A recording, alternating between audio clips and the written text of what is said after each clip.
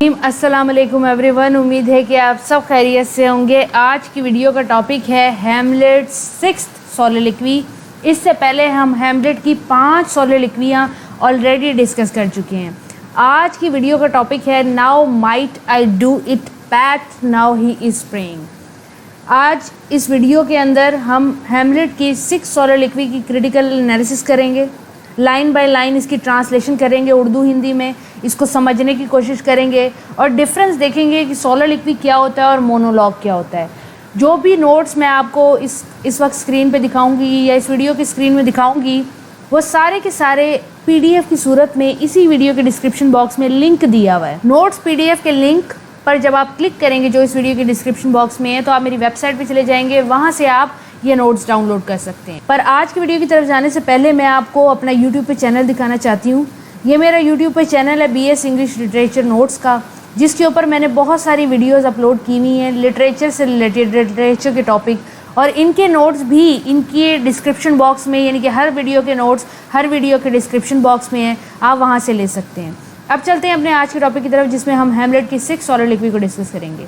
सोलिलोक्वी एक ऐसी literary technique है, एक ऐसी लिटरेरी डिवाइस है जिसके अंदर कोई भी राइटर जो होता है या फिर ड्रामा परफॉर्म कराने वाला, वो ये टेक्निक इसलिए इसको यूज़ करता है ताकि ऑडियंस को समझ आए कि कैरेक्टर क्या महसूस कर रहा है। सोलिलोक्वी एक ऐसी टेक्निक है जिसके अंदर कैरेक्टर स्टेज पे या प्ले के अंदर अकेला मौजूद होता है और वो ऊंची ऊंची आवाज़ में अपने आप से बातें कर रहा होता है। और जो कैरेक्टर अपने आप से जब बातें कर रहा होता है तो उसको ये पता होता है कि उसके इर्द गिर्द उसको सुनने वाला कोई नहीं है। हाँ, उसको पढ़ने वाले रीडर्स और ऑडियंस मौजूद होते हैं, लेकिन कैरेक्टर यही समझ रहा होता है कि उसके इर्द गिर्द कोई नहीं है। पर मोनोलॉग के अंदर क्या होता है कि स्पीकर जो है वो स्पीच दे रहा होता है या बात कर रहा होता है दूसरे कैरेक्टर से।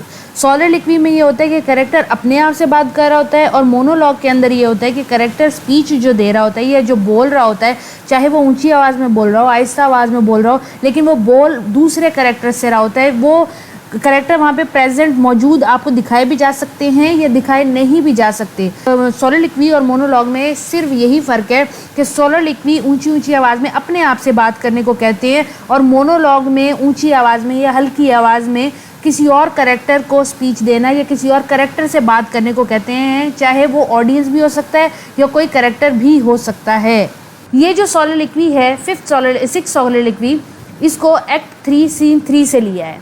इस सोलिलोक्वी का अगर हम बैकग्राउंड देखें तो इससे पहले सोलिलोक्वी के अंदर हैमलेट ने एक प्ले परफॉर्म करवाया था कैरेक्टर से, ड्रामे का, जिसके अंदर जो प्ले की स्टोरी ये थी कि किंग का मर्डर कर देता है कोई आदमी उसके कान में जहर डाल के। ये प्ले उसने स्टेज पे इसलिए परफॉर्म करवाया था ताकि किंग क्लॉडियस उसको देखे और गिल्टी महसूस करे। हैमलेट का ये ख्याल था कि हो सकता है मेरे बाप का जो गोश्त मुझे नज़र आ रहा है वो एक स्पिरिट हो, ईवल स्पिरिट हो, शैतान का स्पिरिट हो, और वो चाहता हो कि मैं इनोसेंट क्लॉडियस का मर्डर करके हमेशा के लिए दोज़ख में चला जाऊं। तो ये बात हैमलेट ने इस शक व शुबे को दूर करने के लिए एक प्ले परफॉर्म कराया था, एक ड्रामा परफॉर्म कराया था, जिसके अंदर मेन कैरेक्टर का वैसे ही मर्डर होता है जैसे उसके फादर का हुआ था। वो ये चाहता था कि क्लॉडियस उसको देखे और देख के घबरा जाए, जो कि ऐसा ही होता है। क्लॉडियस देखता है मर्डर को और मर्डर को घबरा के प्ले को बंद करा देता है और उठ के वहाँ से चला जाता है, जिससे हैमलेट पे ये साफ वाज़ेह हो जाता है कि उसके बाप का ऐसे ही मर्डर कराया था क्लॉडियस ने। तो उसके बाद अब हैमलेट क्लॉडियस का मर्डर करना चाहता है। रात के एक पहर वो उसको अकेला पा भी लेता है और वो उसका मर्डर करने से पहले ये सोलिलोक्वी बोलता है। अब सिचुएशन ये है कि क्लॉडियस जो है वो प्रे कर रहा है, यानी कि इबादत में मशगूल है, और हैमलेट उसके करीब तलवार लिए खड़ा होता है, छुपा हुआ, उसका मर्डर करना चाहता है। तो वो ये अपने आप से अलहदगी में जाके ये बातें कहता है। क्या कहता है? Now might I do it pat now he is praying and now I will do it and so he goes to heaven. Hamlet का ये ओल्ड टेक्स्ट है लेफ़्ट साइड पे, और राइट साइड पे मॉडर्न टेक्स्ट है।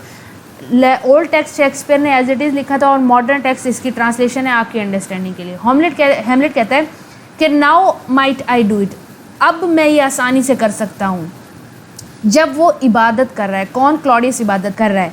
आगे वो कहते हैं now I will do it, यानी कि एक्शन करने से पहले अपनी सॉर्ड निकालते हैं वो, यानी कि मारने से पहले now I will do it, अब मैं करता हूँ, और वो कहते हुए सॉर्ड निकालते हैं अपनी।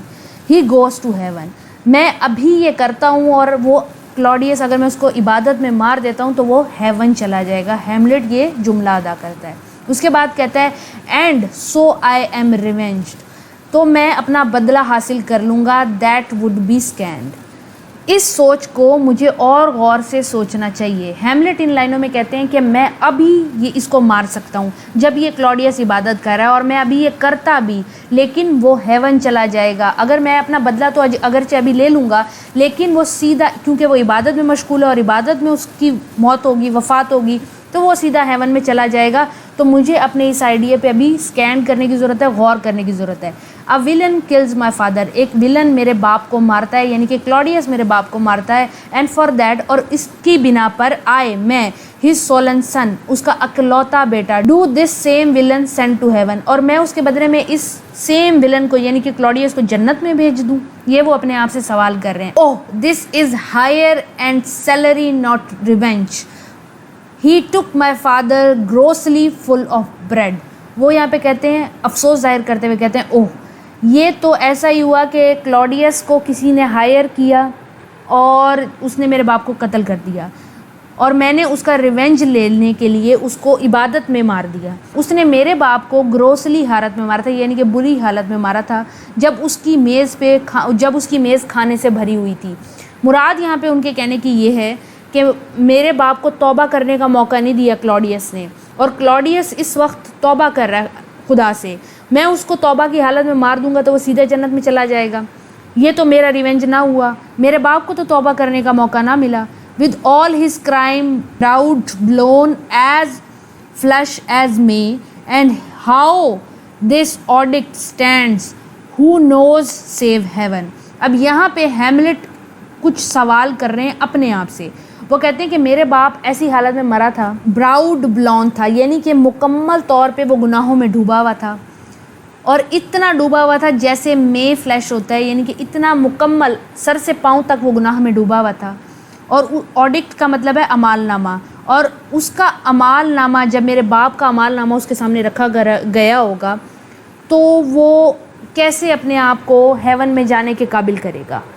यहाँ पे हैमलेट सिर्फ ये कहना चाहते हैं कि मेरे बाप को तौबा करने का मौका नहीं दिया। मेरा बाप डेनमार्क का बादशाह था, जिसके बाद दुनिया की हर सहूलत मौजूद थी और वो हर अय्याशी करता था, उसको तौबा करने का मौका नहीं मिला, और क्लॉडियस इस वक्त तौबा कर रहा है। तो अगर मैं इसको इस तौबा में मार दूंगा तो वो तो हेवन चला जाएगा, लेकिन मेरे बाप ने अपने आप को किस तरह से बचाया होगा। But in are circumstances and course of thought, यहाँ पे वो कहता है कि मेरे सर्कमस्टांसेस और मेरे कोर्स ऑफ, यानी कि मेरे लाइफ एक्सपीरियंस से अगर मैं बात करूँ तो मेरे बाप का अमालनामा कुछ अच्छा नहीं था, क्योंकि वो भी एक अय्याश किंग था और उसे तौबा का भी मौका नहीं मिला। तो वो बेचारा किस तरीके से क्या क्या अजाब सहने के बाद जन्नत में जाएगा। This heavy with him and am I then revenge. तो वो कहता है मेरे बाप को हैवी ही विद हिम का मतलब है बड़ी भारी कीमत चुकानी पड़ी होगी, लेकिन मैं अगर उसका रिवेंज हासिल कर लूँ और क्लॉडियस को इस वक्त इबादत में मार दूँ तो उसके लिए तो आसानी हो जाएगी।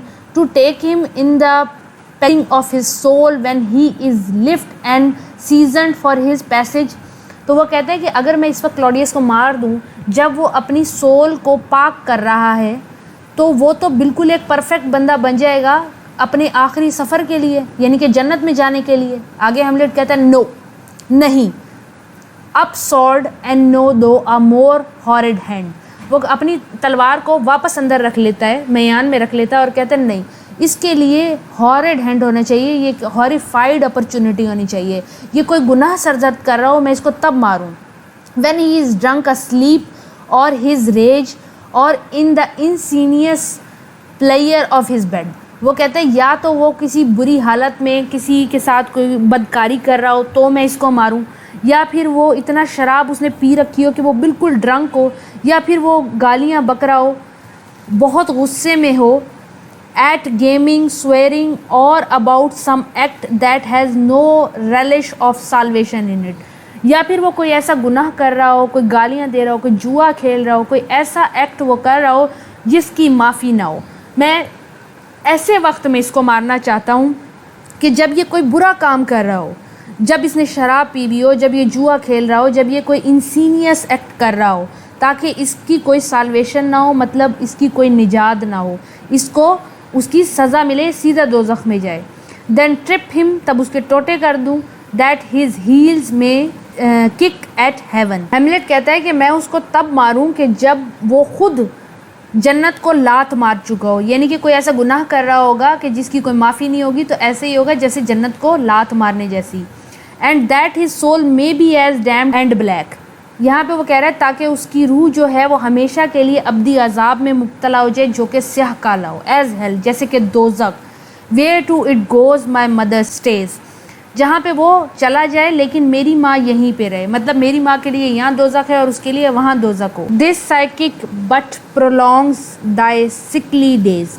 वो कहता है और किंग अपने आप को बहुत अरसे तक मेरे से महफूज नहीं रख पाएगा, सिर्फ कुछ अरसे के लिए वो ज़िंदा है या कुछ टाइम पीरियड के लिए ज़िंदा है, क्योंकि इस वक्त वो इबादत में मशगूल है। मैं उसको मार के उसे जन्नत में नहीं भेजना चाहता, इस वजह से मैं अपने कत्ल का इरादा बदल रहा हूँ, वरना मैं इसको मार देता। इस सोलिलोक्वी में भी हेमलेट की डिलेनेस को शो किया जा रहा है, उसकी प्रोकास्टिनेशन को शो किया जा रहा है, उसकी लूजनेस को शो किया जा रहा है। वो काम करना चाहता है लेकिन कर नहीं पा रहा। ये एक्सप्लेनेशन और समरी यहाँ पे मौजूद है, मैंने दी हुई है।